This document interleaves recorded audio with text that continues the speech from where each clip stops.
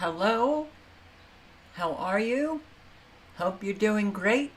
Another night, here we are. Thank you for showing up. It is May 20, 2024. Woof, Arizona's hot.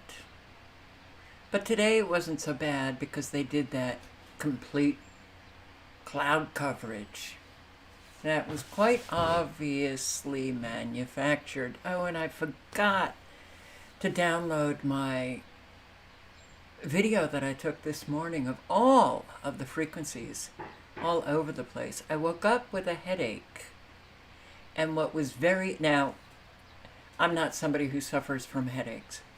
When I get them, I think I have only had one really bad headache, and it wasn't even a migraine, but boy, it sure gave me a whole lot of sympathy for those who suffer from migraines.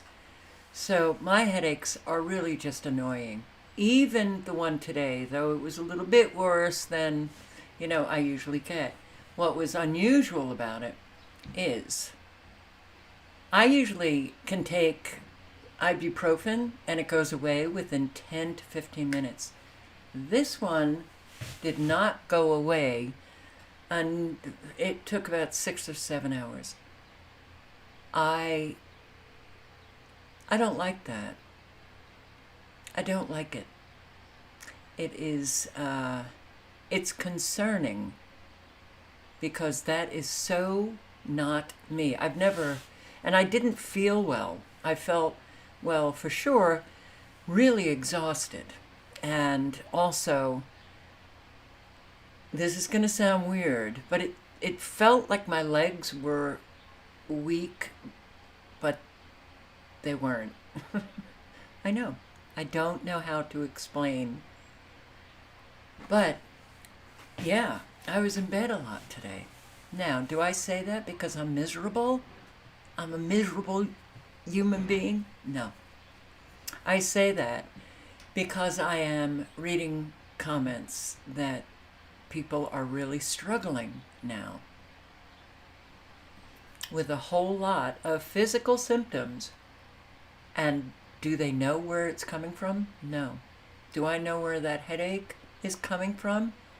Can I say definitively it's the geoengineering that took place, the cloud coverage, all of the microwaves that I saw very early in the morning? Is it the smart meter? Who knows?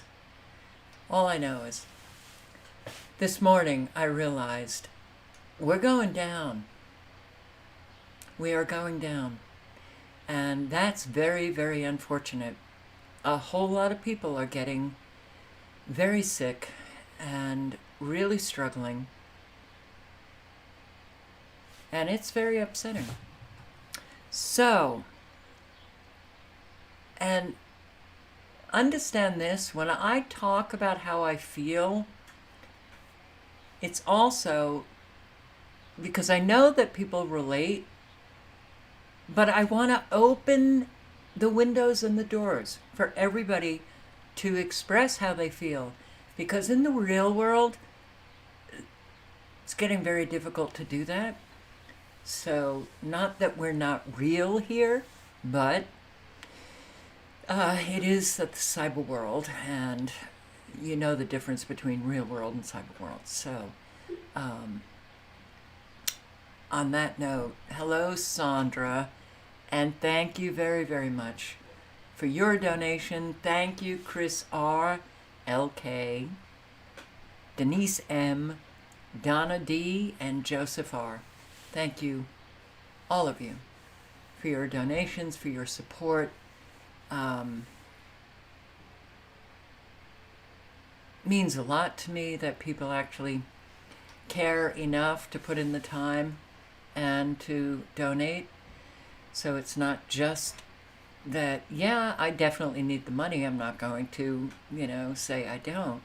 But it's also that you care enough, and that I really am very appreciative of.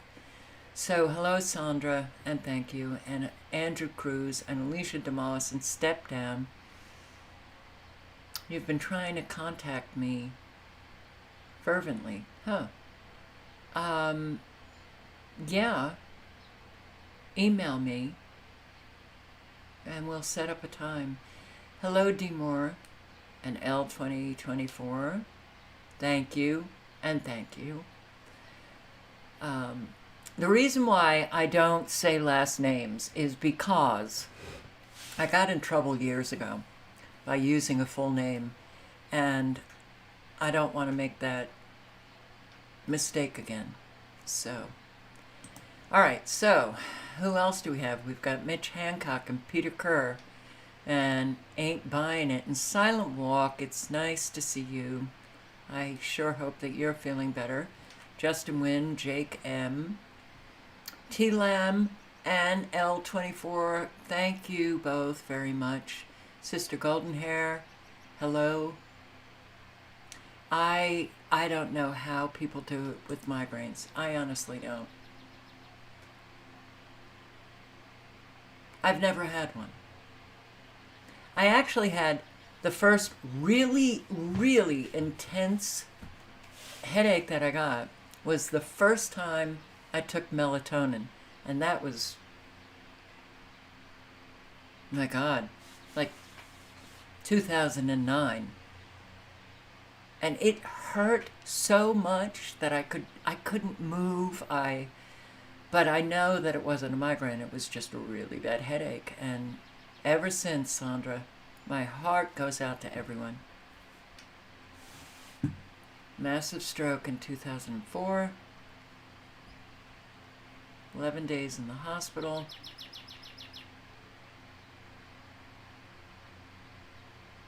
"68 days in the hospital, that saved your life." Yeah, a lot of people are really struggling. And I'm glad that you are feeling better. That's good. Kim Blanchard, hello. And who else is in the chat? Let's see. B-Dub and Day and Night and Anthony Van Zant and Rage Against the Machine and Jake M. Migraine all day. Oof. You can't function. I can't imagine people functioning with a migraine. Rick Yorkin, hello. CR61, thank you for your donation as well.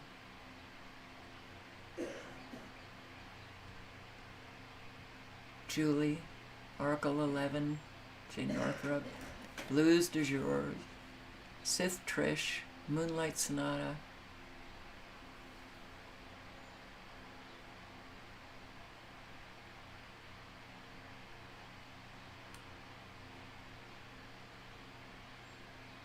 I don't think I've ever reported about solar storms, except for... I don't think I've ever reported about solar storms. You might be talking about somebody else. But that it helped keep your lupus in remission, that I'm happy about, for sure. And let's see.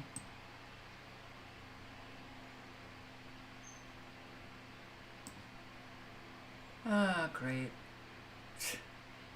My neighbor in South Florida, a school teacher, mid-60s, triple vax, just found dead in her bed a few hours ago. Oh boy, B-Dub. Time is precious. Sorry to hear that.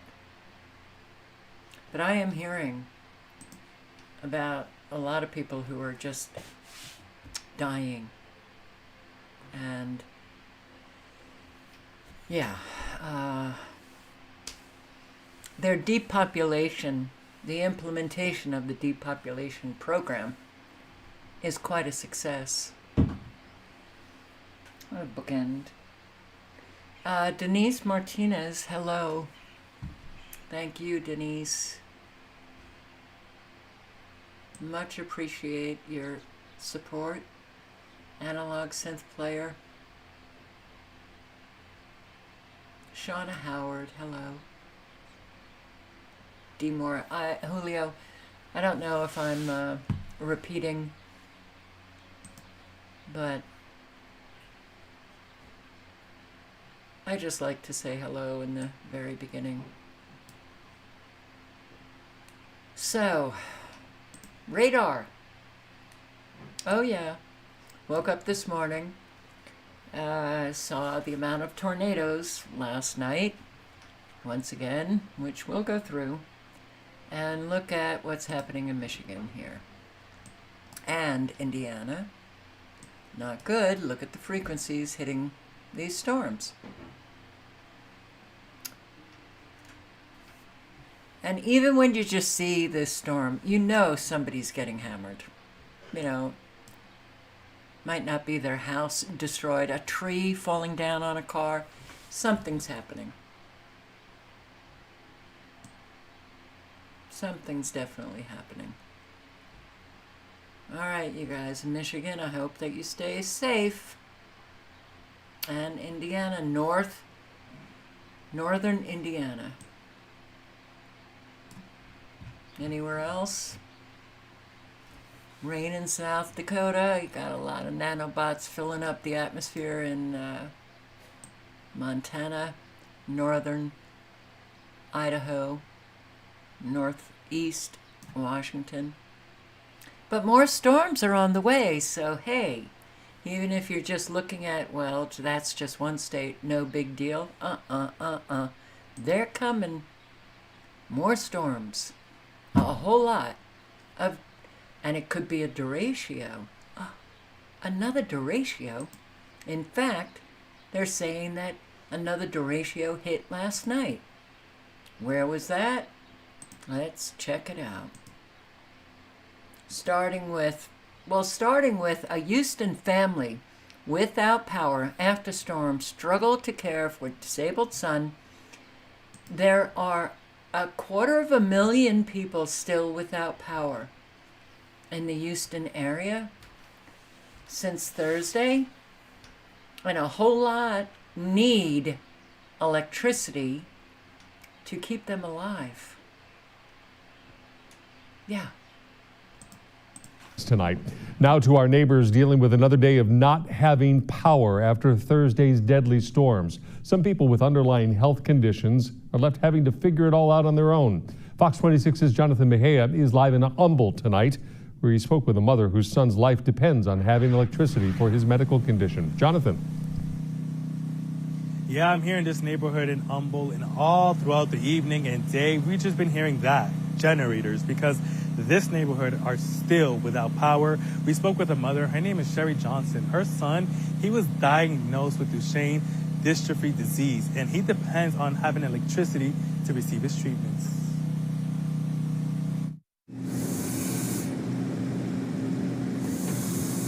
It's hard. It's really hard. Very hard. It has been terrible. It has been a blind spot, you know, in the darkness, not knowing what's going on, no help. After a deadly storm tormented Houston and the surrounding areas, hundreds of thousands of people are still without power. Sherry Johnson says she would like to see more accountability from her provider. I have not heard nothing. It has been nothing, no alerts, nobody coming by to see if anybody need anything. So now Johnson is left with buying gas to power her generator and keep her 28-year-old son, who was diagnosed with Duchenne muscular dystrophy disease when he was 3 years old. Don't want to get him overheated. The equipment got to be constantly cooled off, you know, and being in a home, that heat just start coming, and you can see by the sweat, it's hot. Along with the generator, I actually bought a power bank for things like the fan to cool him off. Johnson has taken every measure she can to make sure her son and his medical equipment stay cool, but says this could all be resolved if she gets her power back. My son is not sick. He just needs power.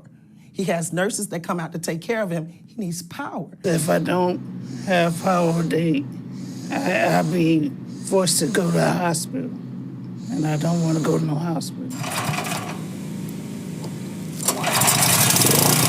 Johnson says if she has no other option, then she will go to the hospital, but believes that step will not be needed if the neighborhood gets their electricity back on. They overbooked. They got other patients, and I don't want to take a bed from somebody that could use the emergency room. Everything he needs is here, and if he have the electricity, hey, he's in good shape. Yeah. Huh. Alrighty. More senior citizens are really struggling in their housing complexes. But really, there were at least 13 tornadoes reported in 3 states that flattened buildings and caused power outages just last night. Now to the severe weather overnight, there were at least 13 reported twisters in 3 states. Alex Perez is live in Kansas for us this morning. Good morning to you, Alex. Hey, good morning, Robin. A tough night of sleep for a lot of people in the path of this storm. I want you to take a look around me here. You can see there are toppled trees everywhere. Those powerful winds creating problems across the region. This morning, severe weather wreaking havoc in the heartland. In Oklahoma, this large tornado hit Canadian County just outside of Oklahoma City. Several buildings in Yukon sustaining major damage. The roof of this home completely gone. While in Custer City, a twister moving through, flattening power lines across the area, buildings there destroyed. At least 4 tornadoes reported in Kansas. The severe weather triggering power outages across the state, and in the city of Russell, authorities reporting extensive damage. The storm pummeling this garage. One of my friends sent me a Snapchat. He's like, "This is what your place looks like," and I'm like, "Wow." The National Weather Service received 13 reports of tornadoes across Colorado, Kansas, and Oklahoma Sunday. And this large dust storm fueled by thunderstorms sweeping through Great Bend.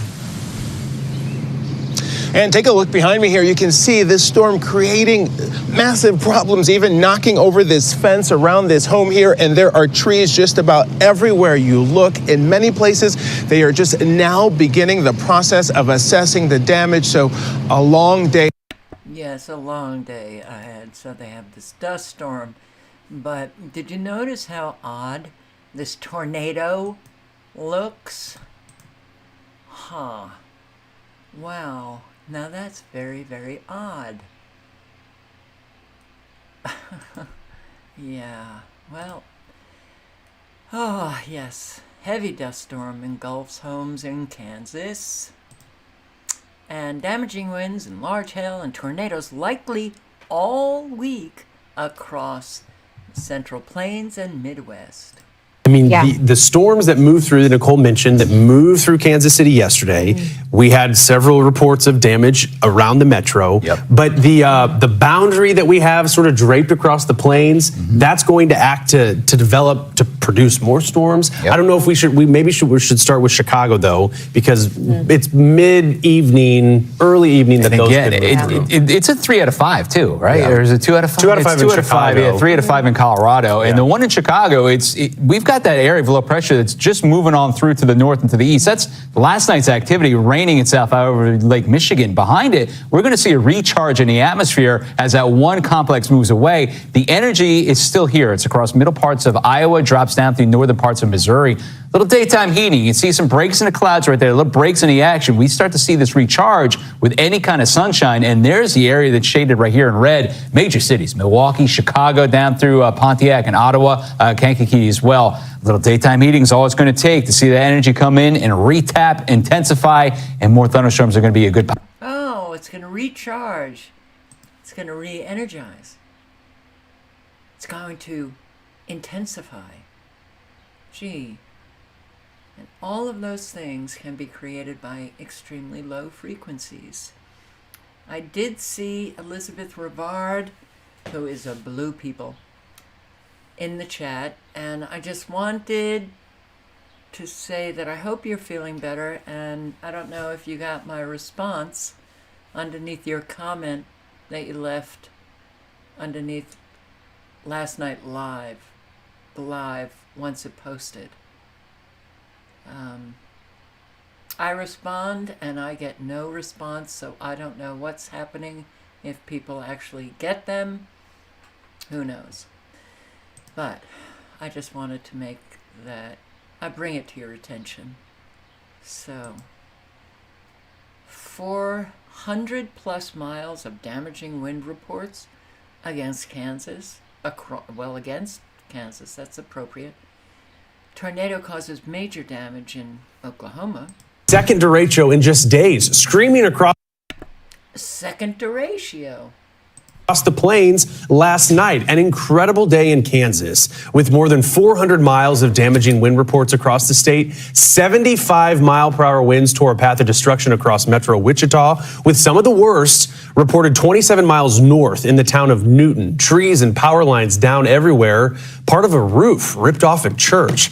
And then this, a jaw-dropping sight captured on camera north of Wichita and Newton, a supercell in Salina, Kansas.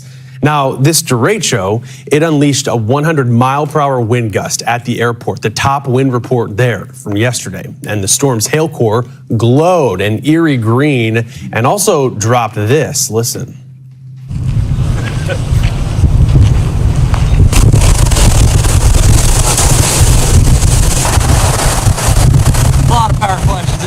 The sights and sounds of wind and hail, that hail core passing over the city, stones the size of ping pong balls, golf balls. Saline County urged people to move to small rooms away from windows, get to their lowest level of their home or building. The rain was also wild too, a daily record set there of about 1.5 inches.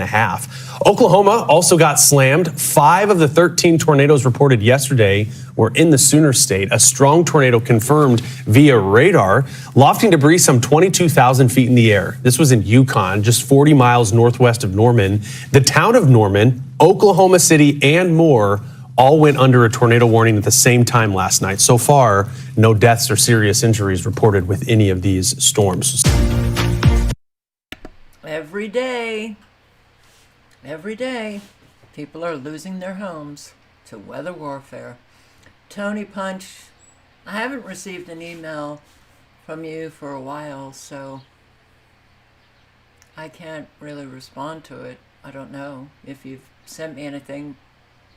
I haven't gotten anything for a while.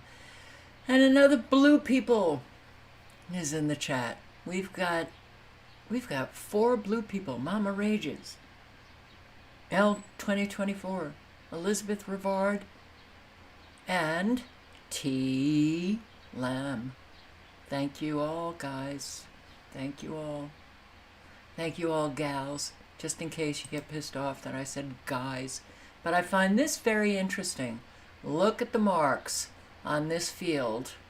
What is this from? So this is a aerial view of the tornado damage in Oklahoma. Swirls in the field that you see right there in the bottom of your screen, we believe it was because of this tank right here that came from about a mile to the east of where this is. It looks like it kind of rolled around in the field right there and caused some of that damage. Now, okay, so something was in the tank, and as it was rolling around, it left all of those black marks. Okay. Makes sense. But yeah, damage. Destruction. yes. Did you hear that, Francisco? Okay. Warfare.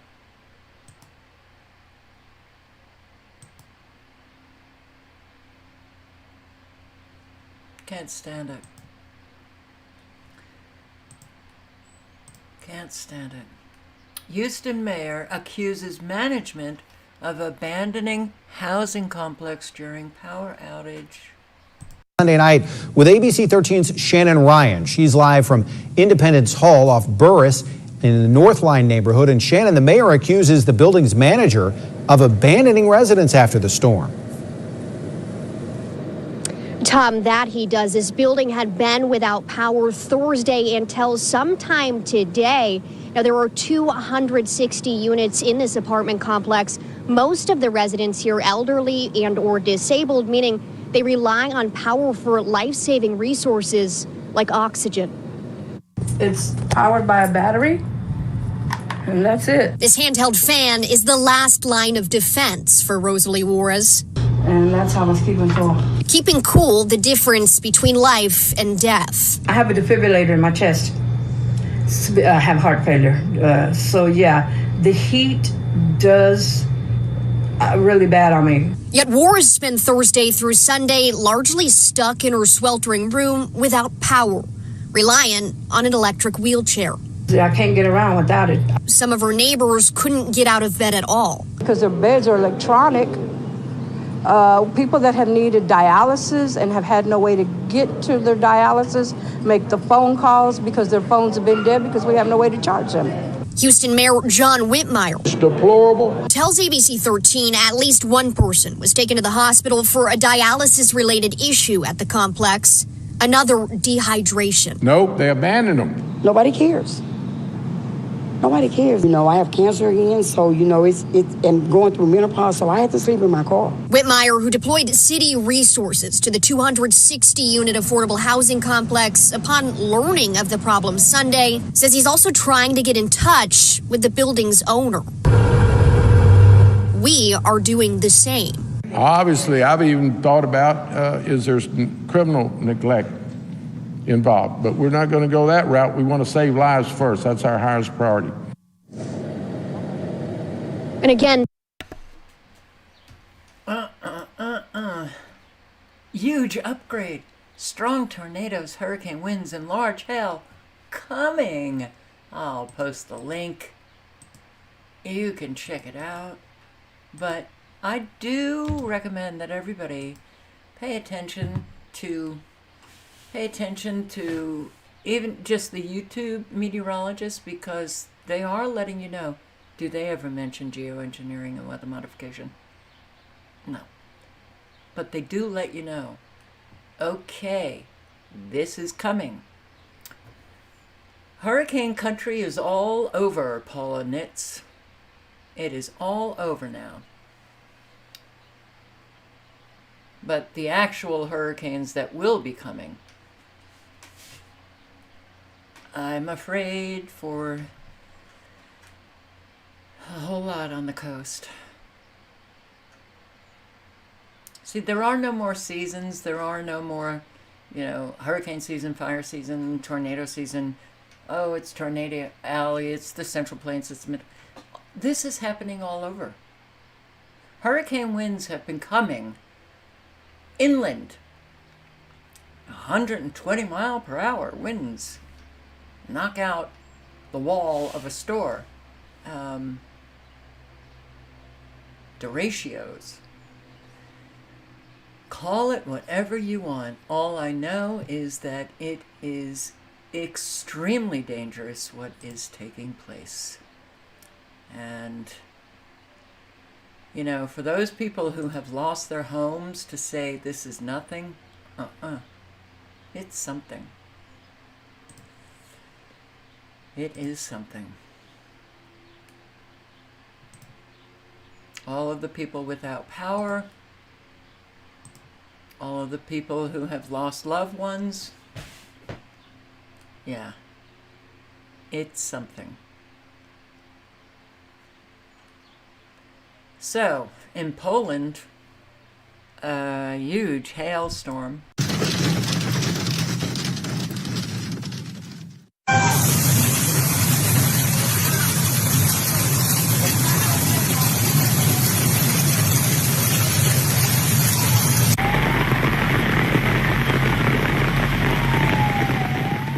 In a dramatic turn of events, Poland found itself in the grip of a powerful storm front that swept across the country on April 20th. The unrelenting weather system brought with it heavy rainfall, hailstorms, and flash flooding, leaving cities scrambling to cope with the aftermath. The city of Gniezno bore the brunt of the storm's wrath, facing a harrowing 2-hour deluge that transformed its streets into raging rivers.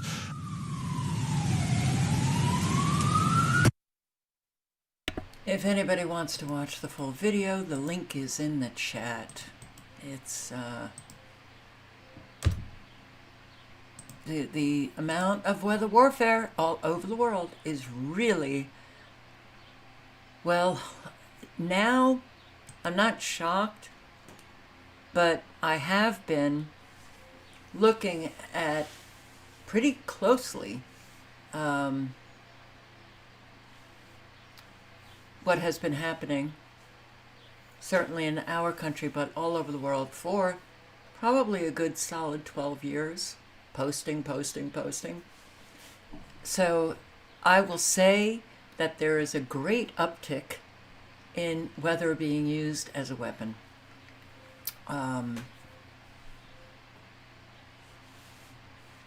So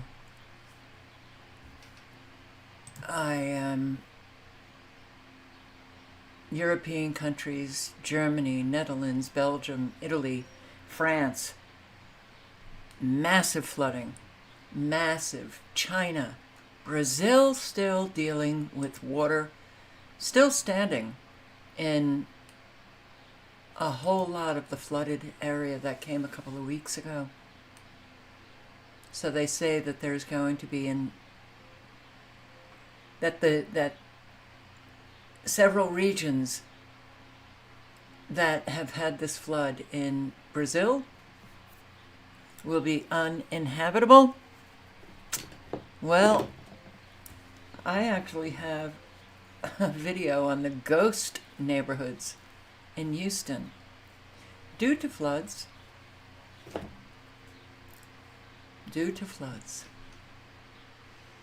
So, what is this? It's outrageous. Another senior living facility abandoned by management following storm. Gage Golding with just how bad those conditions are. Deplorable, disgusting, and downright unsafe conditions. That's what we saw here today. And the sad thing is, many of those folks, they're going to be spending another night in those conditions because there's simply nowhere for them to go. More than 200 apartments full of seniors and disabled residents that say they were left high and dry. The mansion didn't do nothing by it, they wouldn't come out. And they wouldn't come out to see nobody or nothing. Residents of the Independence Hall rejoicing at the sight of dozens of Houston police officers and firefighters. Finally, help has arrived after the man. Okay, I'm sorry. That woman was in the other video, so I think this is the same senior facility that I just played. There was another senior facility yesterday that was different. These power outages are really causing an awful lot of problems. But inside Houston's ghost neighborhoods? Well, they were once thriving, but they're now practically dead. And we're talking about some Houston neighborhoods that have largely ceased to exist. And in the age of flood buyouts, they are not all that uncommon. KPRC2 investigator Joel Eisenbaum is on the trail of Houston's ghost neighborhoods. Howdy, anybody home in there in that tent? Welcome to Arbor Oaks, a Northwest Houston neighborhood with 2 tents and no houses. As Google Street View will attest, there were houses like this one, but it vanished last year, and now they're all gone. In this case, flood buyouts that started more than 20 years ago. And this strange phenomenon of ghost neighborhoods, where even the driveway curb cuts have been filled in, may not be as rare as you think. It's hard to call a community when you have 3 or 4 homes. You know, how do you operate as a community? 10 years, will they make me go? I don't know. Less than 4 miles from Arbor Oaks, another ghost neighborhood, only some are still hanging on in this one. There's about 45 houses in here, and we kind of look out for each other. Maria Martinez has lived in Woodland Trails West Section 1 for 20 years. There used to be 6 other homes on her often flooded cul-de-sac, but they were bought out and knocked down by Harris County Flood Control. Maria is a holdout, the only one left on her block. Does it make you feel weird? Does it make you feel unsafe, any of that? No, I don't feel unsafe. I've never had, honestly, knock on wood, I have never had a problem. But in November, uncomfortably close to Maria's lonesome home, murder. Deputies say the teenager was shot near Fairbanks, White Oak, and Hollister, northwest Harris County. An 18-year-old man found dead in his car. Of note, the deputy's narrative, quote, the subdivision is sparsely developed and most of the lots are owned by the Harris County Flood Control District. There used to be over 50 houses here. On Houston's southeast side, sandwiched between Airport Boulevard and Sims Bayou, used to be the old Bayou Vista neighborhood. A 2008 Google Street View image is the only remnant we could find. You did this whole thing yourself? Yes, I did 60 to 70% of the work myself. Terry Lane is trying to restart the neighborhood. He built his home and he plans to build more next door for others. He acknowledges crime is a concern, and while we were doing the interview, there was a dude passed out across the street on the sidewalk. The price of being a pioneer. I came from a neighborhood that had police coming at 2, 3 in the morning because of domestic violence. So for me and my wife, we kind of love it. We looked at historical crime trends in the Arbor. Well, what I'm interested in is the buyouts. They might have been individual buyouts. That's how they could do this, because they're FEMA buyouts. FEMA has been at this for decades, buying up properties, pennies on the dollar, to get people off the land. And when they buy out a whole lot of properties, when the town council or the city government gets involved, FEMA will pay 75% if the city will contribute 25%. They literally buy up an awful lot of homes. They raise all of the buildings, and the condition is no structure will be built on that land for 100 years. 100 years. Years. Yeah. But I think it's different when you have the individual buyouts. So I was a little surprised that they were able to build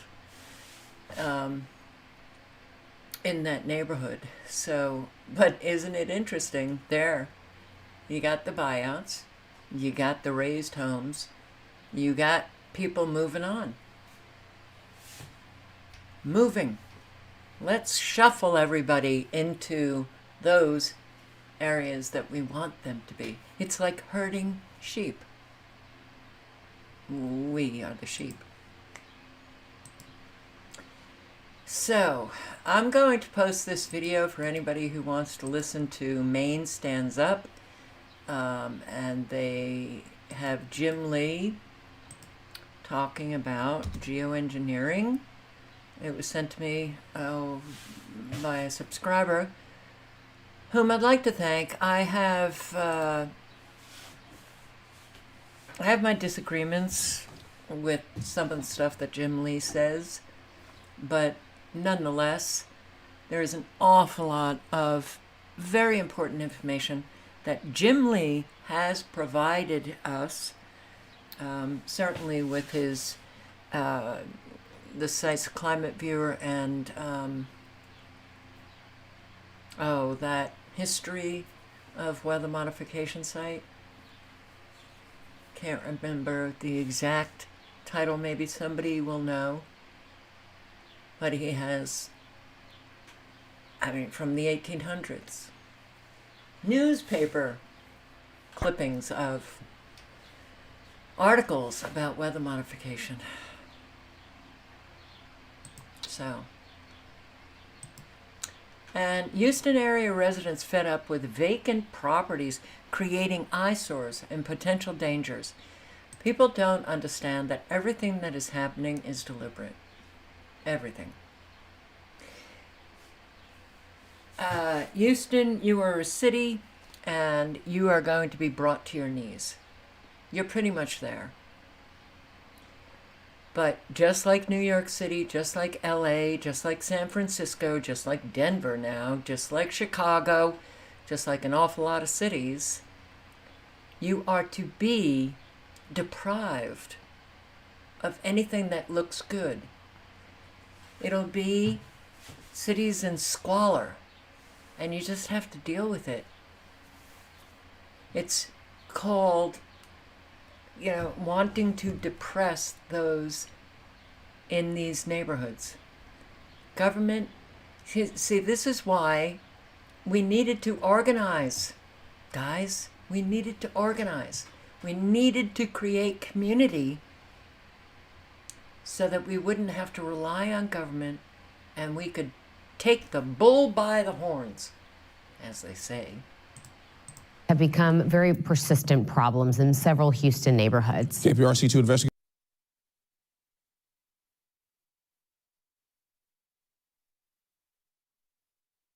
have become very persistent problems in several Houston neighborhoods. KPRC2 investigator Robert Arnold joins us tonight with a closer look at the issue and why it can be a slow process to fix the problem. Chest-high weeds, downed cables, piles and piles of trash, non-existent doors, broken windows, caved-in roofs, and the telltale signs of squatters. Hello? These abandoned homes go way beyond neighborhood eyesores. How long have you lived here? 3 years. Okay, and has it been like that the whole time? It's getting worse. Alex Gonzalez and his family live across from this decaying home on Wicklow Street in Northeast Houston. Anything to make the neighborhood look better would help. Even if it's just trimming the yard or picking up trash, that's big help. It's the City of Houston's Department of Neighborhoods that's responsible for getting abandoned homes like this cleaned up or torn down when the owners have disappeared. Assistant Director Reggie Harris says no question this is a quality of life problem. If a building stays open and vacant and not secured, it's considered a dangerous building. If it's listing or leaning to a certain point, it's a dangerous structure. Right now, the city has a list of more than 1,000 dangerous buildings in residential areas, like this house on Napoleon Street across from Jack Yates High School. Weeds are thick, trash everywhere, and a little surprise waiting on the front porch. Oh, sorry.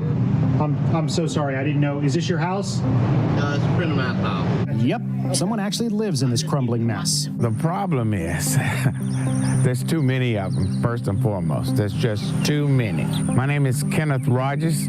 I am the president of Greater Third Ward Super Neighborhood number 67. Rogers says the Greater Third Ward needs help with homes like these on Alabama. Weeds are high, boards covering windows are broken, people are camping out and leaving piles of trash behind. Then there's this unfinished construction, open to the elements, with even more trash piled in front. Drug use, prostitution, yeah. A lot of that happens in these buildings. There's no lighting, and crime looks for dark. Wow.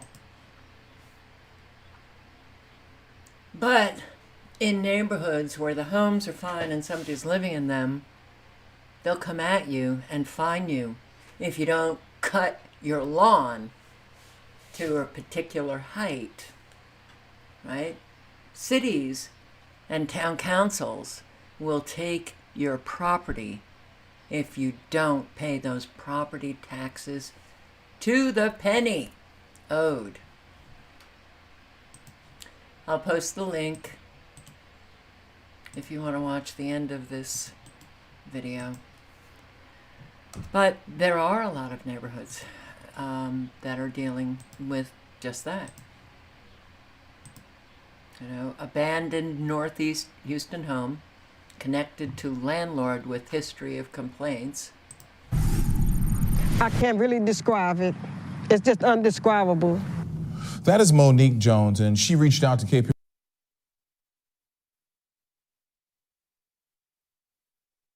KPRC2 about the home next door to her home. It is overgrown, causing a rat infestation into her home. As we looked into the property owner, we found out it belongs to Richard Furman. The Center of Previous investigates reports for his history of problematic properties. KPRC2's Rilwan Balogan live in Northeast Houston with how the city is responding to our questions. Rilwan. Yeah, Andy Keith, the spokesperson with the Department of Neighborhood, sharing that there was a meeting last year, with the city trying to secure the rights to the property here or have the owner demolish the building altogether. However, the owner never showed. In the meantime, the city telling me that they will send out code enforcement officers to the property to clear things up, and it's something that won't come soon enough for Monique Jones. driving down Loxley Road in Northeast Houston, and it's not hard to miss this home. Overgrown lawn, boarded up windows, and when you get a closer look, an old violation notice sign. The thing you can't see, apparently rats. Monique Jones has plenty of pictures of them making their way into her home. This here's in the kitchen. It's a picture of a dead mouse in a trap. Yeah. Jones said she spent months trying to get a hold of the city to do something. It got to a point where she moved her bedridden dad out. I can hear it in your voice that you're so upset by this. You know, just to know that this been going on for so long and nothing is being done. And it's hurtful, you know. I can hear my mom's voice all the time and just hear her saying, Monique, call somebody about that house. Mama, I can't do nothing. But she's gone now. So it's not just so much her, it's my dad. My dad want to come back to his house, but I can't let my dad come back because I have to deny my dad from coming to his own house because all I think about is what would happen if, you know, would they get on him? I don't know. He's now staying with family members as his daughter Jones works to get the house next door cleaned so he's back at home. To me, it's amazing what people are having to deal with. It's like a jungle, and it's just, I don't know, I can't really explain it. Oh, boy. So why isn't the owner fined every single day? Why isn't he fined every single day? If you're seeing this, I'm in jail. This was sent to me by a subscriber. So it seems like we've got another Julian Assange.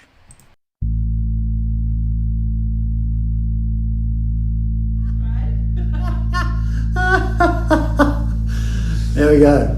Alright, Dave, so this is a bit more of a sobering video.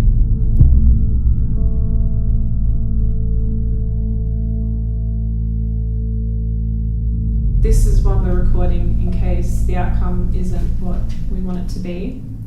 Former military lawyer David McBride has been sentenced to 5 years and 8 months jail in the ACT Supreme Court for sharing classified military documents with journalists.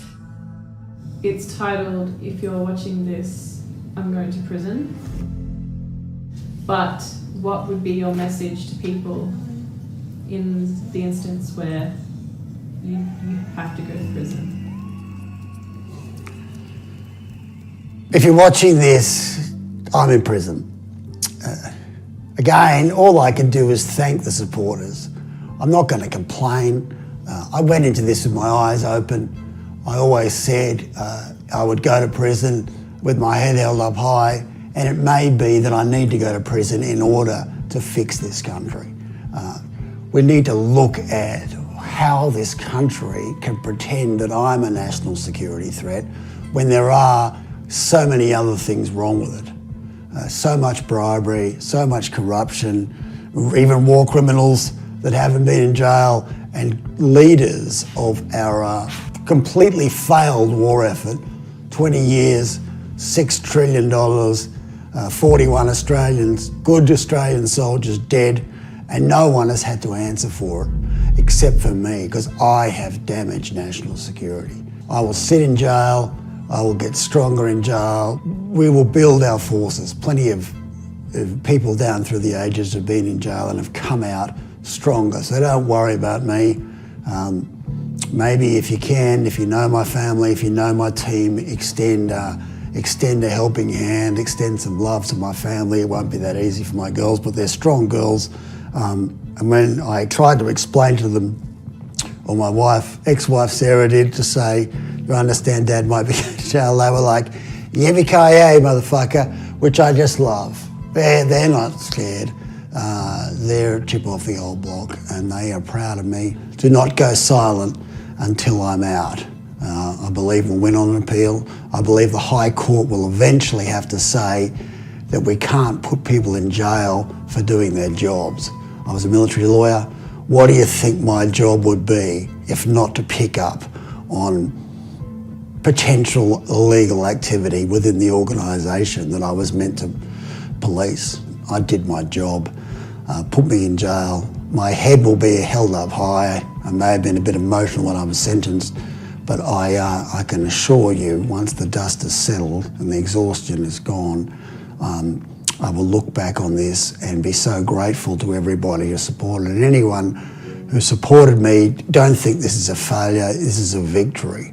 We're going to win this, and when we do finally win it, it will be so, so fucking sweet. And where down we go. First Australian to go to jail over the alleged war crimes in Afghanistan is the whistleblower that brought the allegations to the public's attention. Well, there was quite a vocal reaction inside the courtroom from supporters sitting in the public gallery. The judge at one point suggested he might clear the gallery if they didn't quieten down. McBride pleaded guilty to 3 charges, including theft and sharing more than 200 documents classified as secret with members of the press. Mr. McBride, of course, was taken away to jail, but... He's on the duty, he's being a military officer. Effectively has one meaning, and that is to obey orders. Well, we fundamentally disagree with that. Good on you, mate. I know you've got this. The truth's got to be on your side. One-term Albo. Dreyfus a disgrace. We got your back, mate, and thank you for your service. Good luck, mate. The thought that there is no legal duty, public interest duty, when you're a member of the armed forces, I think should cause all of us to take stock about what are the protections here for the public interest when it comes to Australia's military and any future overseas deployment. I saw way down. Way down. And the question I have for you, Anthony Albanese, is who do you serve?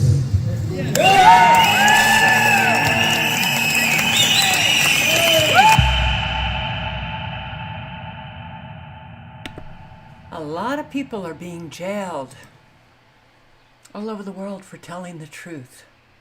Being jailed. Being jailed for carrying signs. This woman in Germany who's a Jew carried a sign that was... And thank you for joining us. I'm Bill Barajas. We begin with a story that's all new at 10 tonight. Because she's against the genocide in Gaza and the North Bank. Genocide of Palestinians. It's a very upsetting time that we are living. But Assange wins High Court victory in temporary reprieve from extradition to U.S. That he is still going through this it's just sickening. His legal team successfully convinced the court that Assange is being denied his First Amendment rights and that these protections cannot be guaranteed for him if he's transferred to the US of A. The High Court said, you're right. We can't even guarantee that the United States won't kill him.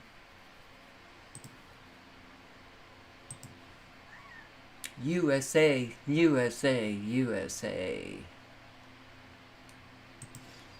Man pleasures himself in a Whole Foods.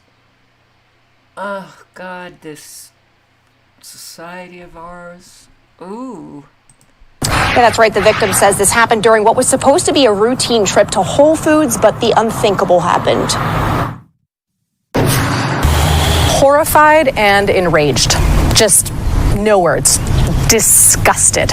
Dr. Sabine Lovell, a plastic surgeon here in Metro Atlanta, is still processing what happened to her during a trip to this Whole Foods on Peachtree Boulevard in Chamblee Saturday. I was going to pick up a couple things. I see this gentleman walking down the aisle who's pretending to be shopping, and he's holding a basket. And he looked kind of like a normal gentleman, like late 20s, early 30s, nothing like extra suspicious about him. She says she then reached for a bag of chips, but felt something on her back. So I bent over to grab the chips, and as I was doing that, I felt something like wet and warm on my back. And so I put my hand on the small of my back, and then I saw that it was like this gooey, white substance, and I turn around and I see this guy looking at me, and then he zips his pants up. Lovell tells Fox 5 once she realized what happened, she chased the man before calling police. I wanted to draw as much attention as possible to the situation so that there would be a lot of witnesses. Chamblee police say a witness saw the man drive off in a black Kia. Investigators tell Fox 5 they identified a person of interest, and the investigation is ongoing. This was broad daylight on a Saturday. I'm sure he's done this before, or this could escalate to something more like rape or murder. So I want to make sure that this goes on his record and it follows him. What the hell has gone on in our country with people?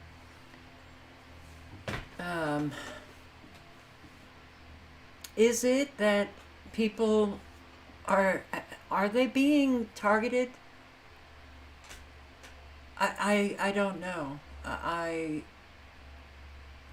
Let's just say that we're seeing an awful lot of behaviors in the public that we didn't not too long ago. How about this? It's a rape dungeon on wheels. Investigators call a, quote, rape dungeon on wheels. Oh my God. Described as rigged for rape. Condoms, ropes, bungees, children's toys, multiple cell phones and hard drives. And the mattress, worn, stained, disgusting. I can say in almost a 20-year career, this is the most disturbing scene I've ever been in. Now, all of that evidence has, of course, been processed. Everything that's in here is what's left. Investigators say the man they call a serial rapist would lock women inside this mobile cage, locked in from the outside, behind this metal partition with no escape, except for by their scream that they describe as blood-curdling. Detectives say that scream likely saved a 26-year-old woman's life. 40-year-old Eduardo Sarabia is now locked behind a similar metal cage on suicide watch. Investigators call a, quote, rape dungeon on wheels. Oh my God. Described as rigged for rape. Condoms, ropes, bungees. He's on suicide watch?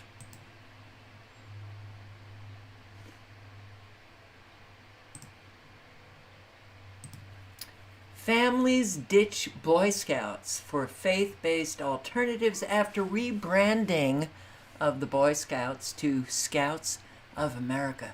Get rid of that offensive word, boy.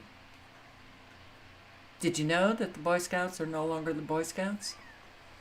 Boy Scouts have been around for what, 120 years as the Boy Scouts? Now they're known as the Scouts of America. School bus. Parents in Maryland School District cannot opt out of the K-5 LGBTQ curriculum. You can't opt out. We're forcing your kids, and a whole lot of people do not have the opportunity to homeschool. This, to me, I don't know, smacks of a tyranny that we've got going here. Right? Silent Green is people. I'm going to post the link to this video. He does a review of the movie Silent Green. So I'm just going to play what he says at the last 10 minutes, because pretty much everything that he says I agree with. You know, a lot of people say that there's nothing that we can do about it. But they, and I don't know about the people who are saying it now, but that's been said for my entire adult life with Americans. Nothing we can do. So, that's giving your consent to government to do whatever the hell government wants to do. Now, there's nothing we can do about it. But there were things that we could have done throughout our lives, for sure. Now, we're screwed.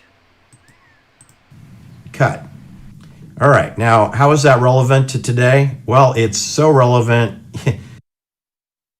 And he's talking about Silent Green. How is the movie relevant today? You better get an adult beverage, okay? Because guess what? 6G technology is people. 6G technology is people. 6G technology is people. If you think that 5G towers on the edge of your town are dangerous, which I personally know for a fact that they're dangerous, and that you have to wear, lead, hazardous material suits to work on those things, and that they have, no trespassing sign, and they have danger radiation signs plastered all around the perimeter, and that those towers are concealed by fake ponderosa pines, which are to make it invisible that you think there's some trees atop a hillside when it's a weapon. It's a radiation weapon. And then closer into town, you have miniature versions of that. You have mini 5G cell towers. And then you have the LED lights on all your street lamps, okay? Is that dangerous? Yeah, that is dangerous. Absolutely it is. But you know what else is dangerous? Human beings are dangerous. They're dangerous because they got jabbed, they got vaccinated with aluminum, lithium, and graphene, and their radio frequency, and they're augmented, and they're hooked up to that system. They're part of the Internet of Everything. They're part of the biodigital convergence. In other words, they've converged with the 5G grid. So if you think that 5G towers should be removed from your neighborhood and town, then all the people that got vaccinated should be removed from your town too, because they're basically miniature versions of 5G towers. And if you coalesce enough human beings together, you can exceed the horsepower, wattage, the horsepower megahertz of a 5G tower. I mean, if you got a couple of thousand people, they can emit enough energy to equal or exceed that of a 5G tower. So just like Soylent Green is made from people, the 5G radiation is now made from people, because people individually have their own body area network, electronic magnetic frequency, and they are miniature 5G towers. And we call this biodigital convergence, we call that 6G. It's the sixth generation of 5G. It's the next generation. And the next generation is the mesh network of the smart dust going into your lungs, going onto your skin, going into your eyes from the airplanes above, the NATO Swiss-based planes, and turning people into Soylent Green. Only in this case, they're 5G towers. They're antennas. They're nodes on the network. So 6G is people. People are 6G. People are antennas. There are many synonyms, many synonyms for the biodigital convergence. Augmentation, hacking of your body area network, hacking. If you're hacked by the HAL 9000, hacked by your neighbor, you can be hacked by another human being who's boosted and vaxxed. You can, or been out breathing lots and lots of smart dust. Okay, you don't have to be vaccinated, but if you are, that's going to give you more power in terms of electronic magnetic energy. Then you have the situation where you've got Amazon Ring cameras and Apple Sidewalk systems, and you have Bluetooth systems, and you have drones flying above, and you've got all this airplane traffic, and they have radio frequency transponders on them. You've got all the air molecules that haven't landed in your park yet. They actually have biosensor radio frequency. You have a whole mesh network of 6G technology. It's in the air, floating around. It's breathable. It's going into your lungs. It's in your food. It's in your farm animals. If you eat hamburger, you eat a chicken sandwich, you have a salmon Fish, the fish is swimming around in nano biosensor polluted water. This is exactly the dystopian eco side, the destruction of our economy, the destruction of our environment that was portrayed in the film Soylent Green. So it's 2024. Soylent Green was about 2022. Charlton Heston is your detective, and he and his roommate, Saul Roth, found out that the Soylent Corporation, part of the College of Corporations, lied to the public and is turning human beings into Soylent Green. And today, at every university in America, they are teaching today's kids who want to get master's degrees and PhDs in electrical engineering and microbiology and nanotechnology. They're teaching the kids about the medical electronic healthcare system that's going to be brought out as e-care, electronic care, where they can treat you for any ailment in your home vis-a-vis the wireless system through your wireless router that you have in your home. If you have a wireless router in your home, a Wi-Fi, a box, if you have your cell phone, if you have a booster shot, if you go outside and breathe a lot of pollution of the smart dust, guess what? You part of the Internet of Things, and the medical system can log into your body anytime it decides. You don't have to go to the doctor's office to have your heart rate and your pulse rate monitored. They've got kids getting paid jobs to hack into people to see how they're doing. They can also detect and log into a database what your normal activities of daily living are, GPS track you, and see what your heart rate normally is. And if you ever go outside of what is normal and typical for you, they may send a drone over your home or over wherever you are to double check that you're not doing anything naughty or out of compliance with the authority being, Swiss banking authority. I don't know if you can follow me, people, but I'm telling you, Soylent Green was people, and 6G technology is people. People are 5G towers. People are antennas. People are augmented. Even if you think you're not augmented, you're augmented. Some people obviously are more augmented than others. Some people are dumber than a box of hammers.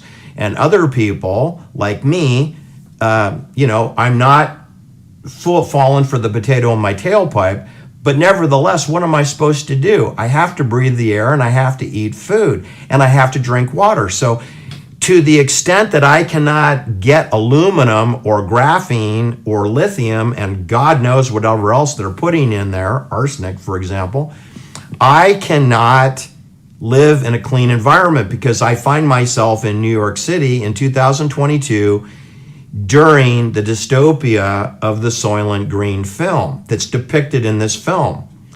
And Manhattan, New York is a great example of what we're talking about here.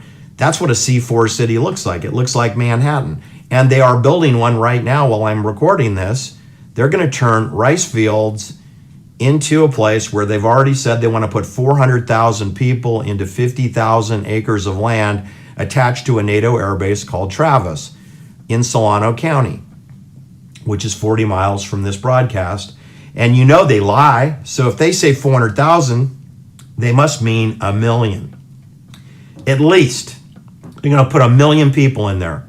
In other words, however many people used to live in San Francisco and Oakland, take that amount and move them 30 miles to the northeast into a rice field and then put a fence around it. And that is a prison camp where those people can be milked like dairy cows to suck the electronic magnetic energy out of them. And if they're not well adjusted or their yield of their energy isn't much, then you send them to God's home for euthanasia, right? And the state will pay for that, the state being Swiss Bank Authority. You will have paid eugenics programs for voluntary assisted suicide. We basically are there now. We are basically there now. Yes, we are. We are. I don't think a lot of people are noticing that we are already living in a dystopian society. And it's only going to get darker and darker. And a lot of people have trouble hearing that. Oh, I'm so negative. It can only get brighter and brighter if we have an awful lot of people shining their light. How do you shine light? You speak the truth. You live honestly. You speak honestly. And you get an awful lot of people doing the same thing. And that's how you manifest a better society. We do not have a lot of people doing that. A lot of people are scared. They're scared to speak the truth. They haven't grown up yet. So, and then we have bird flu. Have you noticed mainstream media is really on it? Where bird flu is spreading? What to know? Oh, there's so many mainstream media articles on this. Infected cattle in 9 states. To track the spread of the disease, the CDC has begun reporting wastewater data. And how bad is the bird flu in Michigan? And what does it mean for eggs and milk? Well, you're going to have a massive shortage. State of emergency declared in Michigan. Anybody surprised? Whitmer? I'm not. 400 layoffs at Herb Brooks Poultry Ranch in Ionia County. 6.5 million poultry likely to be killed to stop the spread in this county. Nearly 91 million poultry in the U.S. are affected with outbreaks in 48 states as of Friday. That's an awful lot of killing that is going to be taking place. That's just the chicken or poultry. 9,000 cases detected in wild birds in 50 states. Okay, most recent outbreaks are in backyard flocks. State of emergency in Michigan, backyard flocks. Government has to swoop in and protect you all. And what does that mean? Get rid of the backyard flocks. And no more backyard flocks. It's not new to Michigan. Poultry has been impacted several times in recent years. What makes it different today is the detection of the highly pathogenic avian influenza in dairy cattle. Dairy cattle. Oh, so now it's in cattle. And though the CDC has come out and said, low risk for humans, humans have gotten bird flu and they've died. Well, what can we think when we've had that pandemic gain of function, making these viruses far more infectious and deadly? They're doing the same in the United States with bird flu. I can only drop the link to this tweet, Peter McCullough, who talks about what's happening with the bird flu in the good old US of A. They're now PCR testing animals to create an artificial crisis. Don't we know it? Get ready for mass animal graves, food shortages, and of course, more of these things. CDC links 84% of measles coming from illegal aliens from Venezuela. 84% of measles cases in Chicago come from Venezuelans. Oh, thank God we have that border open, right? Another 16% are linked to people traveling from Peru and Chile. Measles, unless they've done something to make that more deadly, the measles is nothing to worry about, but we know the reporting in the recent years about the measles. Ex-CDC director says it's high time to admit significant side effects of this. Don't you think? Isn't it? Yeah. High time. JP Morgan, MasterCard, on board in biometric breakthrough. You may soon start paying with your face. An Apple Face ID. Biometric payment options are becoming more common in the United States. Oh boy. Yeah. Well, fearing an artificial intelligence takeover, godfather of artificial intelligence advises UK government to start UBI. And no, that's not a sexually transmitted disease. Universal basic income. Artificial intelligence is going to take an awful lot of jobs that the two-legged do. So don't worry. Sit back, do nothing. And you'll get $800 a month.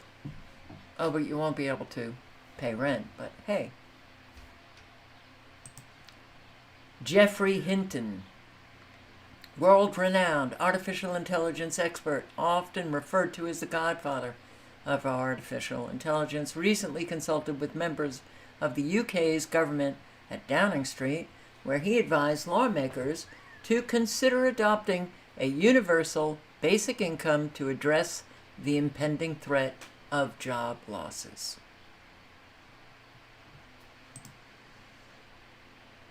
Yes. You can't survive if you live here. You can't survive. We are now looking at a circumstance where an awful lot of people will not be able to survive what we are living. A whole lot have gone over the cliff, but more and more will be going over the cliff. You can't hide it anymore. There's a clear and obvious problem when the average person can't afford the average home, the average lifestyle. You came here for the truth. You see, in today's video, we're going to go through how this all works. I'm going to show you what's been happening over the last while.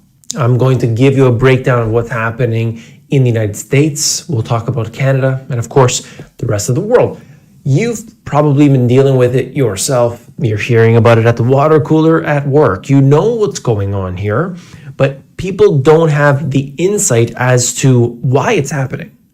We like to point our fingers in one direction or the other, but of course, there's only a very small group of people that control what happens to you in your life. And we have to understand that. And until we do, we're just going to be spinning our wheels.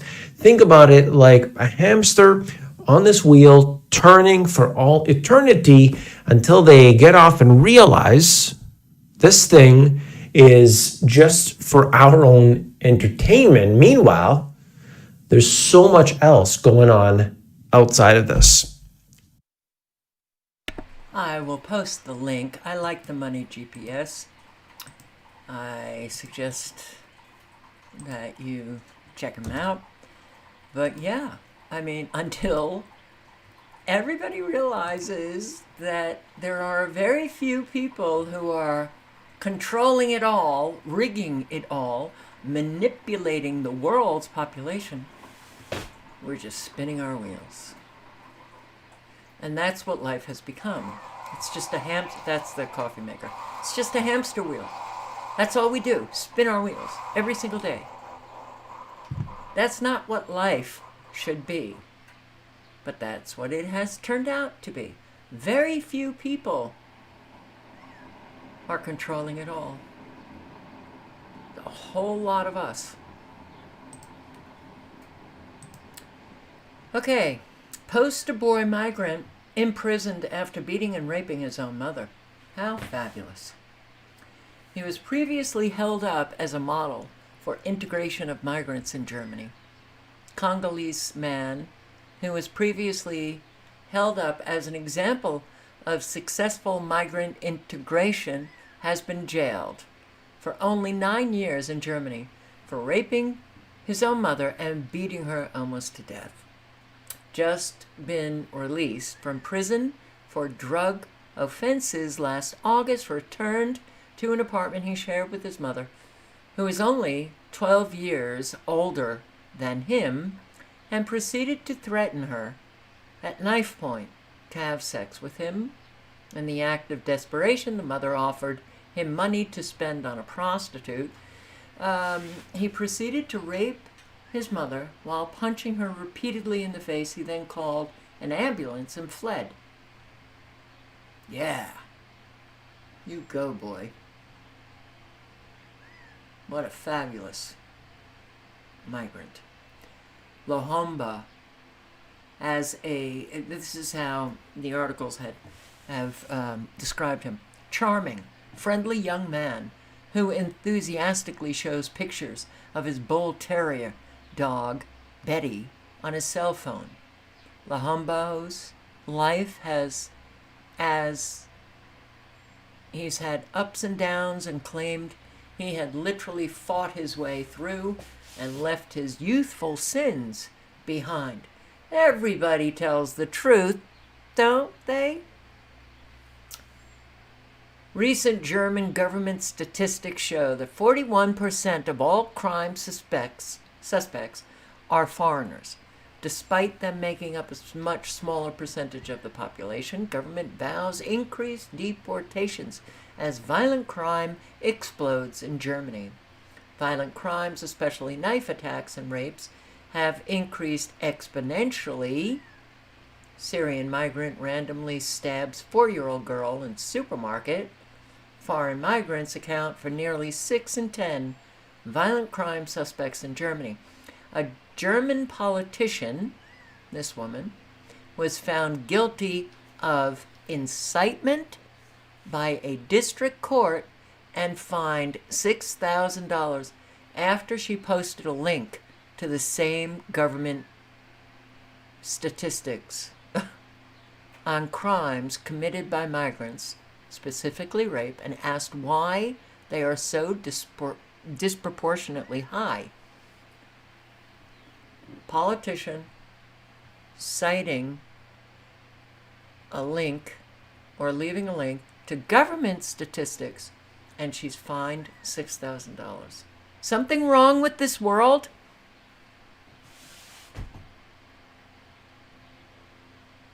Recent survey found that 7 in 10 citizens of European countries believe there is too much unchecked immigration. Among Germans, the number was 77%. Well, folks, we all have to unite and stand up and get rid of the people who are bringing this in, because it is deliberate. A new immigration law goes into And this is Oklahoma, by the way. effect July 1st, and Metro police departments are worried. The law is similar to a Texas law that's now being challenged in court. The way it'll work is that migrants who commit a crime and cannot prove they are in the U.S. legally will be arrested.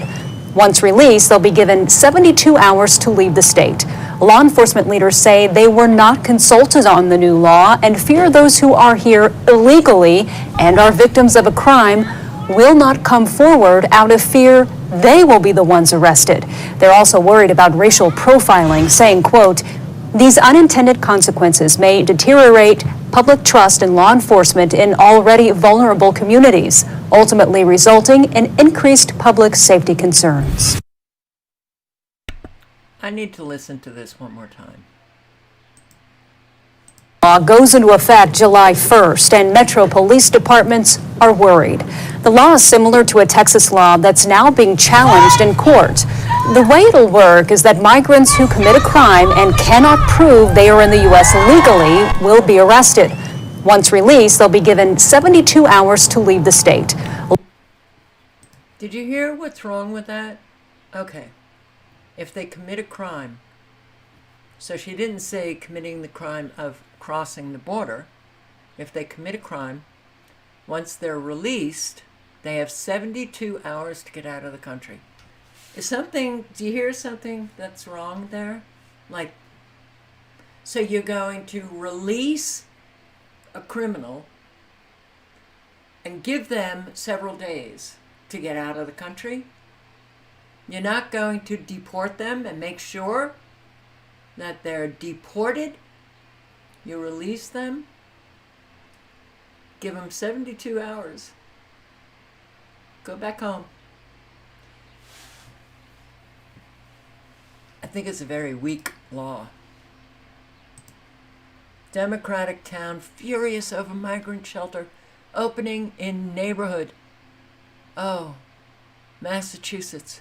All of the towns in Massachusetts. I don't think, is there any town in Massachusetts that is red? Not that there's not Republicans in Massachusetts, but Massachusetts is probably the most blue state. Okay, so they're furious. Norfolk, Massachusetts Bay State Correctional Center. They're refurbishing this correctional center. It's a former minimum security dorm-like facility to accommodate migrants and homeless individuals who are currently holed up at Boston's Logan International Airport and are on the wait list for an emergency shelter program. Well, the governor, Maura Healey, was blasted, who had left for a climate change conference at the Vatican instead of engaging with her electorate. Yeah, well, Healey wants all of those illegal migrants. She should house them in her own home, but hey. So, speaking of those migrants, here's the PM of the UK, Sunak, talking about, and he's standing in front of Stop the Boats. Anyone believe what he is saying right here? The first flight will leave in 10 to 12 weeks. This is one of the most complex operational endeavours the Home Office has carried out. But we are ready. Plans are in place. And these flights will go come what may. No foreign court will stop us from getting flights off. Every person who moved to the UK must be cautious because the government is now deploying police to apprehend those deemed illegal migrants. Following Prime Minister Rishi Sunak's announcement weeks ago, the first flight for deportation is imminent. It's important to consider what comes next. The deportation bill applies to both legal and illegal migrants, as confirmed by the Home Office in recent days. This indicates a decline in numbers, particularly among care workers. If your visa in the UK has expired, if you've been jobless since your care company's licence got revoked, or if you're an asylum seeker, this update is crucial for you. Stay tuned as we provide the latest on UK immigration. I will post the link, but the announcement comes before the program has begun. It hasn't been implemented yet. So another announcement might be coming in the next couple of days. Where, okay, we're going to delay the deportation. But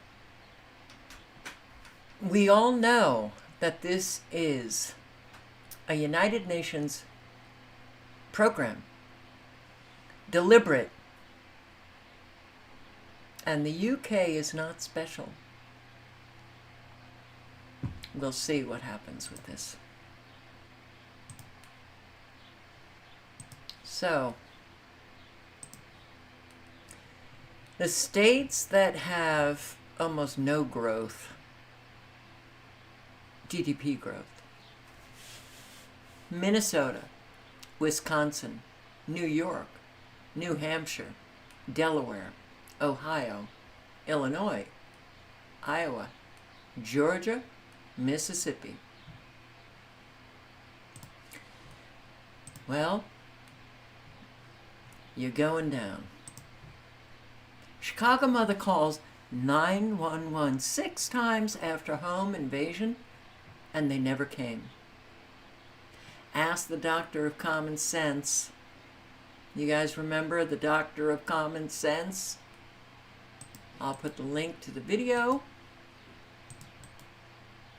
and I will put the link to his channel. No, I don't agree with everything. A whole lot of people are stuck in the matrix. Well, so be it. I just believing that their savior is coming. But I will put his channel link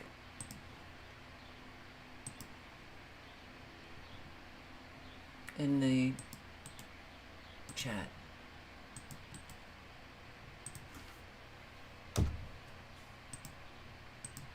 So, let's just listen to a few minutes. Questions about police response. Oh, one of the main reasons I'm including this is because men especially, but women too, you need to start talking to your neighbors within your communities and have some kind of community watch, or organize so that people who are in trouble can call. Yeah, call 911, see what happens. But can also call organized groups where a whole lot of people will come. Why aren't we doing that? I don't get it. Response after a terrifying incident. 2 men broke into her home while she was there. She called 911, but then she says it took hours for cops to finally show up. Voting in elections has consequences. There's a mother in Chicago, had a home broke in. She said 2 masked men actually came in. If you watch the tape, I'll show you the clip. There's actually 3 on the outside. 1 has on a mask.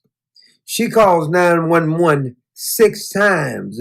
Dispatch said the dispatchers on the way, not the officers. She kept calling back, asked for a supervisor.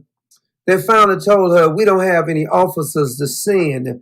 I guess all their money is going after damn illegals. They're moseying real casually down the gangway along. Her surveillance cameras caught all the action. The homeowner, Michelle, doesn't want us to show her face because police are still looking for the burglars who invaded her home. The would-be thieves climbed over this 6-foot-tall fence and then made their way to the garage where they tried to get in. It happened Tuesday just after 12:30 in Wicker Park, and Michelle happened to be inside at the time. And I was able to look down from my kitchen level into my entry level, and I saw 2 men wearing masks standing inside my house. And I screamed, I'm calling the police, and they bolted. Michelle says she and a neighbor chased them down the street. Then she says she called 911. They told me dispatch was on the way and to wait outside. She says she waited and waited and called and called. Criminal trespass in progress. But no police. An hour and a half goes by. I called a 6th time, and I asked to speak to a 911 supervisor. And he suggested I call my alderman. Be alarmed by this, but you don't have to worry about anything because they have a very, very capable mayor. You may have heard of him, Brandon Johnson. He's very, very progressive. He has a plan. Would you like to know what his plan is? In order to have, he says, a stronger, better Chicago, it will take the full force of the government. Some of you may be thinking or talking about you thought he was thinking about getting tougher on crime. He's not talking about getting tougher on crime. He's not talking about hiring more police officers. You might even think he's referring to keeping violent criminals locked up in jail. You are sadly mistaken. He's a progressive. So don't you even think about he's going to blame the criminals and the bad actors. He says he has released his full out safety plan. Now, I bet you're wondering if that safety plan would have done anything for Michelle, the lady who called 911 6 times and waited for hours, and the police officer didn't show up. They said, call your alderman, ask for more police officers. What if you're in here robbing it and doing a assault on her? He said, they said, we can't deal with that because we're too busy taking care of the illegal immigrants and catering to the criminals. Now, Mayor. And we all know, you know, it's a deliberate plan, and boy, do we maybe organize something to keep your community safe, to have people, you know, have some alternative to call when they're in trouble, something. No, we're just going to watch until it comes right to our door. And then you'll see.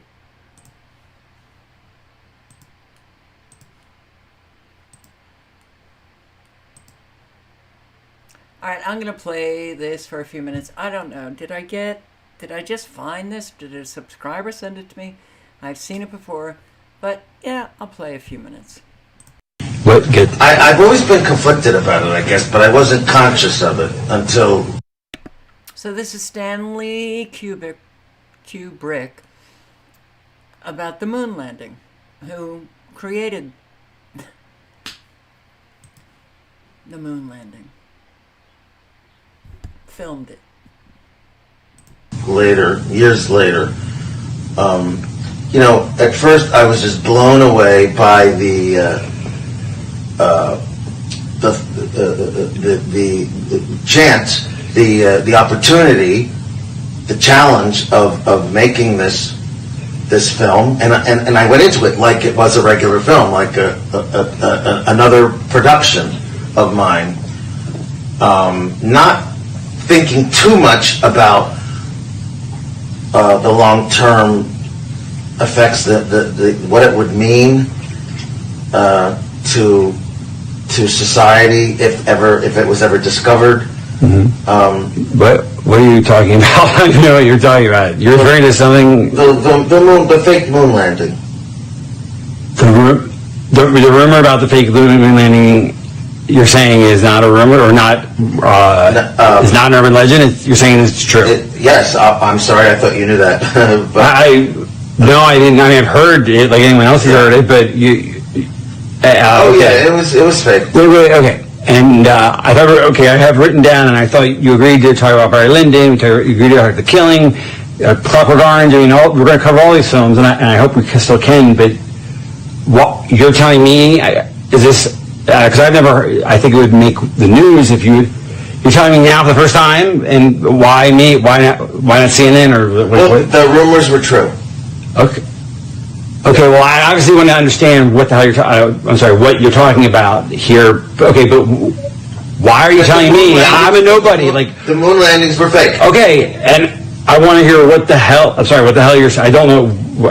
Tell me how, what, when. I'd like to hear the story about this, but why are you telling me? And is that, so that's the 15-year thing. So that makes sense now. That's why I can't release this for 15 years. That makes total sense now. Yes. And my upcoming film, Eyes Wide Shut, is all about secrecy. It takes place in the sexual underground, but it's really about secrecy. Okay. Well, before we even talk about the meta of secrecy, like what the F's are like. Wait. Start from the beginning here. Can you start from the beginning? Like, secrecy. Okay, but let's take it back to the beginning. We didn't land on the moon, you're saying, and you fell. No, we didn't land on the moon. Okay, so I was born in 71. I was born in 71. I didn't see that stuff anyway. So just how about you walk me through it? If you have, just indulge me here. Well, let's do it quickly, or as quickly as we can. How does something like this start? Does someone do you apply to an ad to film the moon landings? No, I was contacted by NASA. Okay, when, where, why? I mean, what happened? Before I started making 2001, so in the mid-'60s sometime. After Kennedy said his thing, you're saying? Well, considerably after then, yeah. And they had seen Dr. Strangelove, and I had originally requested use of the B-52 to film part of Dr. Strangelove, and they refused. But they were very impressed by the final. Great film. It's one of my personal favorites. Yes, Yeah. they were very impressed by the look of it. They wouldn't let you use a B-52 that you asked for, right? You asked they would not. Why not? I mean, well then, so you have on Rocky. Was it Rocky? It's just force of habit. I think they're just very secretive. Okay, and keeping in with the theme of. But yeah, even though they denied you there, you're saying, well, what? So when you're doing 2001, obviously that's the space movie. So you're saying when you're doing the space movie, they contacted you then? I mean, obviously there's a relationship between that? Yes, that's right. Okay, so what happened? All right, I'll put the link in. You can listen to it. The one thing we do know is reality has been taken away from us little by little until a lot by a lot. And I thought it was interesting because I saw this video of, not this one, but this one, which is, again, inspired. Bizarre events, deja vus, massive synchronicities, I'm sorry. Is our reality ending? I thought it was an interesting listen. I will post the link, but just play it for a few minutes.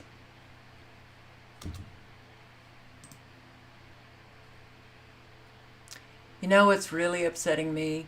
Me. I'm upsetting me. Because I'm not getting to what is pretty much on my mind an awful lot every single day, which is what is taking place in Israel and Gaza. Tomorrow night I'm going to focus on that. I know.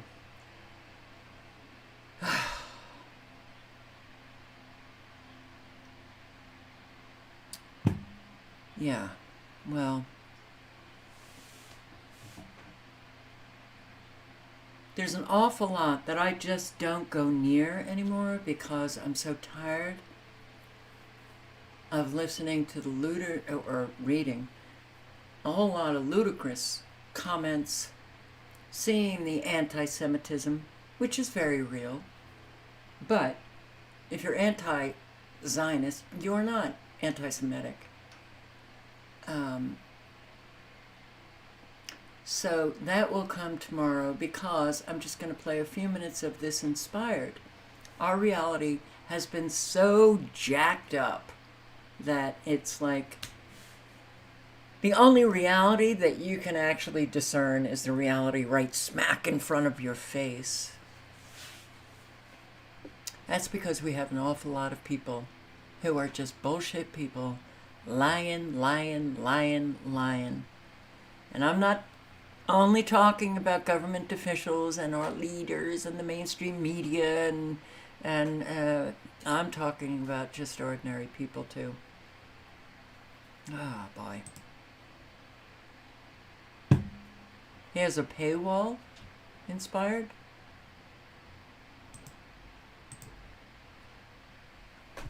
I haven't come across it.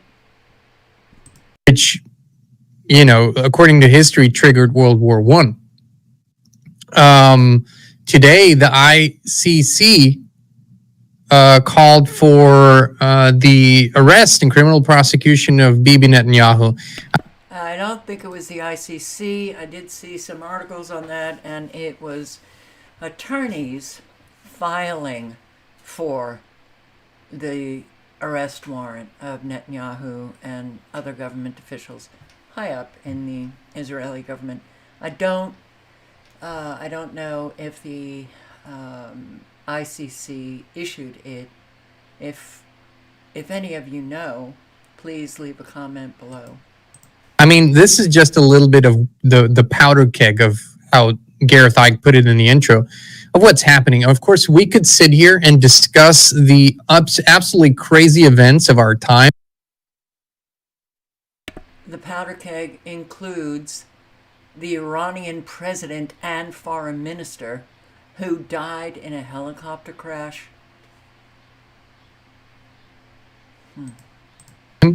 And we could also say that they are unprecedented. And of course, they are for us in our generation.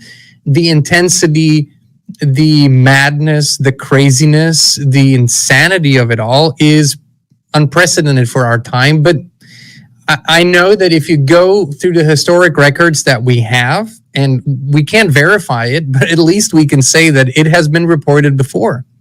The end of the Roman Empire and other empires, you could see that there were certain things that were transpiring before empires fell. So on one level, and we're going to go through all the levels here, but on one level, it's easy to see that our perceived structural reality of our society, the systems, the political system, the military systems, the economic system, all these systems are ending in the way, shape, and form that we have been used to them. That is ending, and something new is apparently beginning to emerge from it. But there is a bigger picture. There is a bigger picture of reality that I think we're exploring here, and we're doing both. Now, before I go any deeper, I want to say, stay calm. There's one word that is key as we're going through all of this. I'll give you this word after we look at these quotes that I think are very powerful in describing what we might be observing or experiencing. Okay, so let's look at this here. Krishnamurti, you could call him a very wise man of the last century. Some call him a sage, but he was definitely a philosopher and a pretty enlightened being, if you will. He said you can be converted from one belief to another, from one dogma to another, but you cannot be converted to an understanding of reality. Belief is not reality. I think that's a very, very powerful quote. That's why I started with this one. It truly, belief isn't reality. Let's move forward.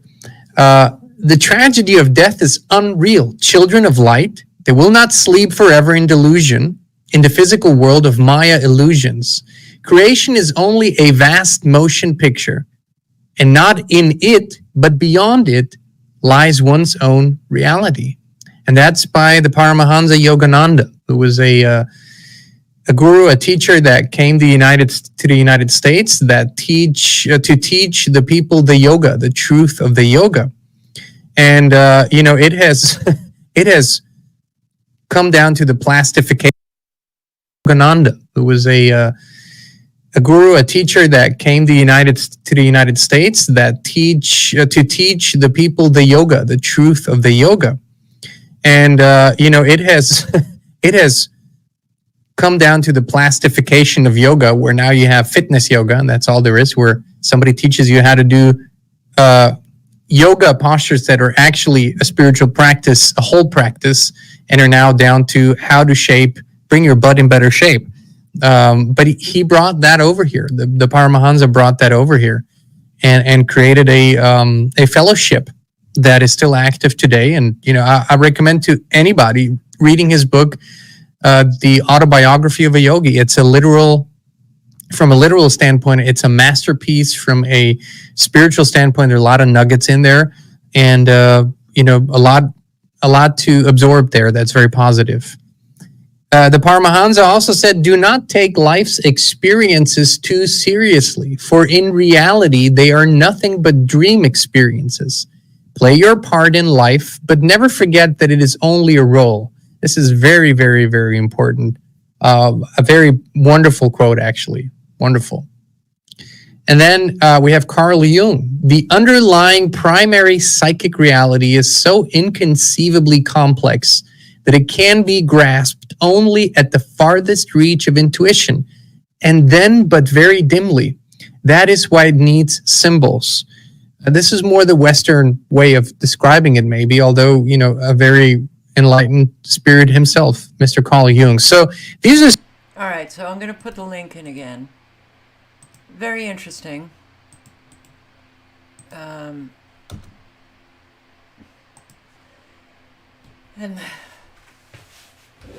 I don't have any problem, with people who post an awful lot of very important information for free and then have a Patreon account asking for a little bit of money.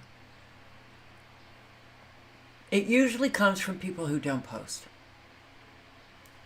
and don't understand what it takes. So, yeah, I saw a lot of people saying that he has a paywall. There's an awful lot of people who post a lot of information for free and have Patreon accounts where they might get into other topics or go deeper into other topics. I don't see anything wrong with that.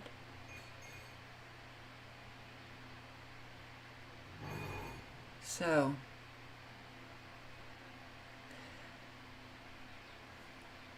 God, I'm tired tonight.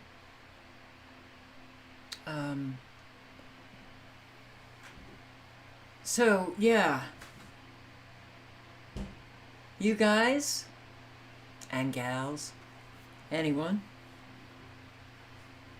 think of organizing something in your community for like a community watch or a community assist, something, because as you see, government ain't what it used to be. And that applies to the police and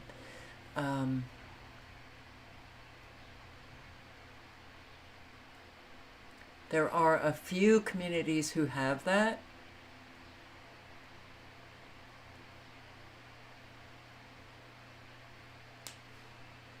Well, I'm sorry he got on your nerves.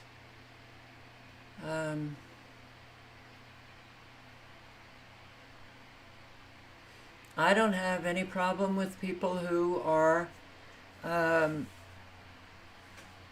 actually, successfully posting when they're posting the truth and that their motivation is clear and their intent is clear. I don't know, but we have a lot of money issues in this country. So I'm not surprised it inflames people. My God, you just, have if you want to donate, you get ripped to shreds, whatever. It's our fabulous life with social media, and it used to be so cool. It used to be really cool. It's not anymore. It's very hard, very challenging. So do what you can in your communities to bring some light, to bring some truth, to bring some help to those in need. Very important. And I do thank you all for showing up. Thank you, my moderators, Mama Rages, Elizabeth Rivard, T. Lamb, and L2024. And thank you all for being here and contributing, and much appreciated. So I hope to see you tomorrow night. Be safe out there. Let's just look at radar again, and please pay attention to the weather. Look at these frequencies now. Got a whole new set of frequencies. They were just beaming from this side into the periphery of these storms on the east side of the storm. And now you've got an awful lot of extremely low frequencies on the west side of the storms.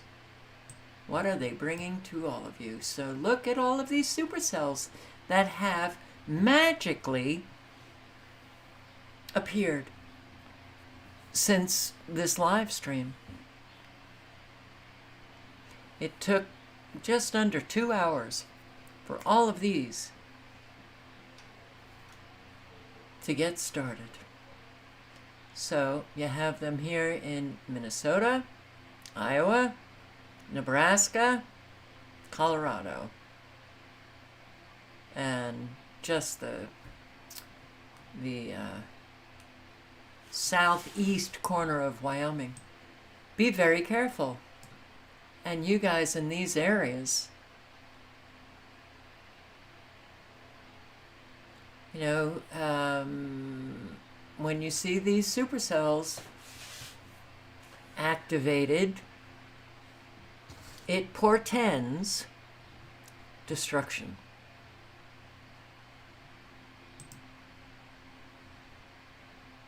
So I really do hope that you pay close attention. Unfortunately, they're bringing on a lot of the weather warfare in the wee hours of the morning. So be careful, all right? Be safe. And look out for your neighbors and your family and your friends, and help those that you're elderly. Find out where they are. Go visit them. Check in on them. You know, pick up an extra bag of dog food or cat food. Put it in the bins that supermarkets have, or bring it to your local animal shelter. Pick up. Don't, you know, when you're shopping, think about other people and pick up extra food and drop it off at a food pantry. It's important to do these things. And that you may very well be a power of example in your